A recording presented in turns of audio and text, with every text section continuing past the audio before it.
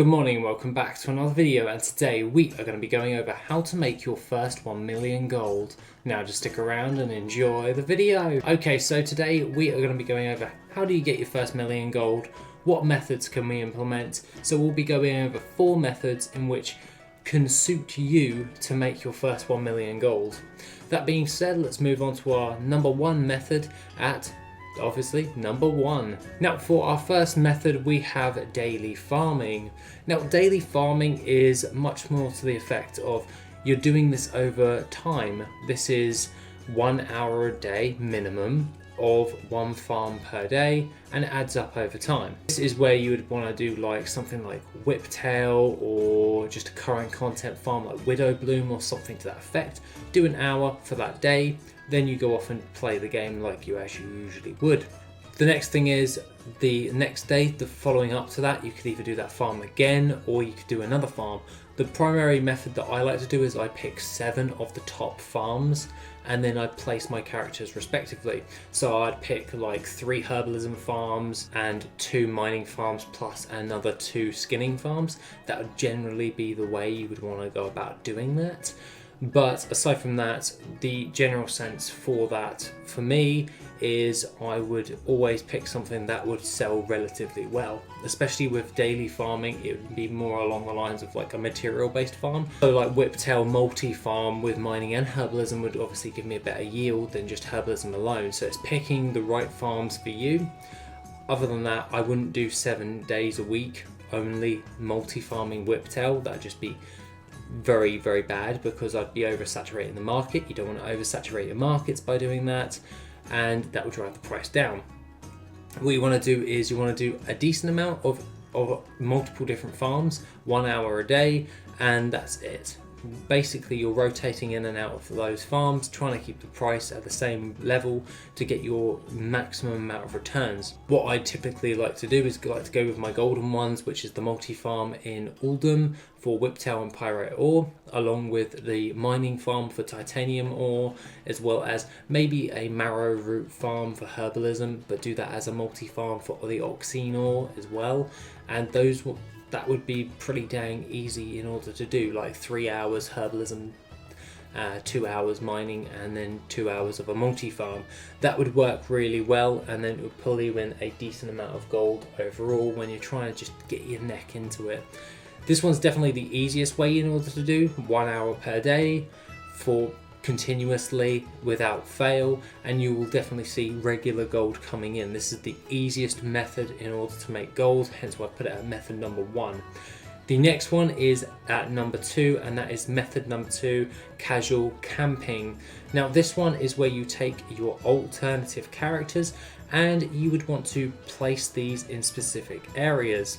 This is where you would park an alt on a spawn location of a rare or some sort of quick farm that you'd want to do. Some spawn locations are like Poseidus and Vashir, Sealed Tome of Lost Legion farm for Warlocks, which is the Isle of Thunder. You've got the Chromatic Sword in the Strangleform Vale. You've got Doomlord Kazakh in Hellfire Peninsula. You've got the Tanaan rares in obviously Tanaan Jungle.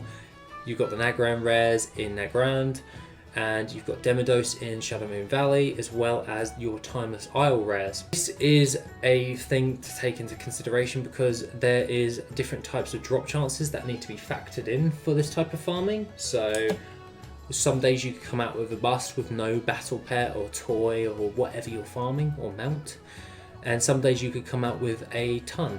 So this is casual camping. This takes less time than doing an hour a day. For me, I would prefer to do Poseidus farm. It takes me 5 minutes to do on a druid.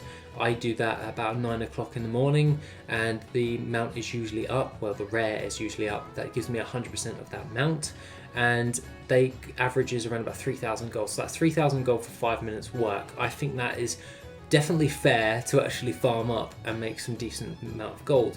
Same thing can be said for the Sealed Tome of Lost Legion. It takes me 7 minutes to do a complete lap of all of the rares on that island, and 7 minutes per day. That's pretty easy, and I generally will get a Sealed Tome of Lost Legion about every 2 laps I do. So I do it kind of like twice a day until I've got a Sealed Tome of Lost Legion.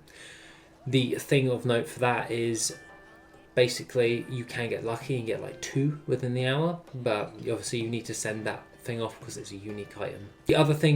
The best thing for this one is it takes less time to do than just a standard farming session, but obviously you're hoping on RNG, so you're trying to place your ults in specific areas to maximize the amount of gold. It's the same with like the 𝐸𝐸 farm. You could do that on a character, on heroic mode, on the upper Blackrock Spire, go in. If the rare is up for that day, you kill it and you get a 𝐸𝐸 to sell in the auction house for a decent amount of gold. It's just placement of your characters. Some of the best farms that I would actually recommend is Sealed Tome of Lost Legion, the Reigns of Poseidus, and the Timeless Isle rares. I find that those farms are the 3 best of casual camping, and this is when you want to just do lazy farming, really. It is. I say casual camping, it is just lazy farming. It's just log into an ult and see if that rare is up and then try and get hold of that item. But mainly those 3 farms are my go-tos for regular gold. The others are all subsidiaries which have a chance of giving me something that can give me okay amount of gold. But that being the case, let's move on to method number 3, which is brute force farming. You're trying to get to 1,000,000 gold with... Before we continue, consider supporting the channel by getting Dallas' Guide to Gold Making, coming as either ebook or paperback on Amazon. This covers all aspects of gold making and how best to optimize yourself to make gold now and into the future.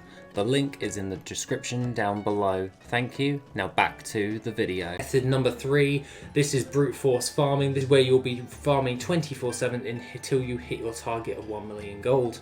This is where you'll be pretty much farming non-stop. You're just basically picking farms and just doing them as much as you can. So instead of like an hour a day for daily farming, you're literally picking like a high sell rate farm. Let's just say the Widow Bloom and Sinvit or multi farm that is in Revendreth. You basically would be farming that non-stop every day until you're at 1,000,000 gold. It's something to that effect. Personally, I wouldn't pick material farms. If you're doing a brute force farm, I would primarily do 5-man farms. This could be either for the mounts, so that would be like the Dune Scavenger or the Golden Mane Reigns. Those ones are typically the best. They have the best sell rates. They go for a lot of gold, like 100,000 to 200,000 gold per mount, depending on your server. And if you're brute forcing it and you're just doing consecutive hours every single day, you're definitely going to get a mount and you're going to hit that 1,000,000 target pretty much the fastest out of all the ways is brute forcing it. But it does take a lot of time in order to do in a very short amount of time. This is why brute force farming is one of those things that you would want to do into like short bursts of like 1 week. You're just going to go completely ham on one farm and just make as much gold as you possibly can. That is brute force farming. I do prefer that method if I need gold really quickly, and mounts are usually my go-to for that. Failing that, volatile fire and the volatile water farm is one other method in which you can do that as well. Now, coming in lastly on our list is method number 4, and that is daily crafting. This one's kind of the one that is the snagger in the actual methods, and that is by utilizing crafted mounts, BOE gear, potions, flasks, feasts, and utilities. This one takes you one of the least amount of times in order to do. So your time frame for farming, it usually takes like about an hour on average, obviously, but for crafting it can vary from like 10 to 15 minutes every day. You're just restocking and replenishing on the auction house. However, you do get a decent chunk of profit if you do set up your TSM quite right, and it does become a very easy way. My favorite method in order to make gold with crafting is mounts. If you're on my Patreon, you probably know that I'm really big onto my mounts and crafted mounts. I generally utilize all of my alchemists to reduce the cost. I use different types of ways in order to reduce costs as well, but overall, if you are generally wanting to make gold on a little bit better than casual camping, because you're farming to hope to get that drop to sell, but with daily crafting you're just crafting it at a profit, trying to sell it on, and mainly you're really focusing on mounts, BOE gear, potions, flasks, all that stuff in order to get your stuff. So Daily crafting will get you your first million gold, but it will take an upfront investment first, like at least 50 to 100k at the beginning, and then it will just build up, build up, build up. You may at the beginning become a bit discouraged because the profits aren't there at the beginning, but if you stick through it and stay consistent, you will always see that profit rising up. It's just how long are you willing to play the crafting game. That being said, that's pretty much everything I have to say for how to make your first 1 million gold. Have a wonderful rest of the day, and I shall see you in the next video, which will be soon.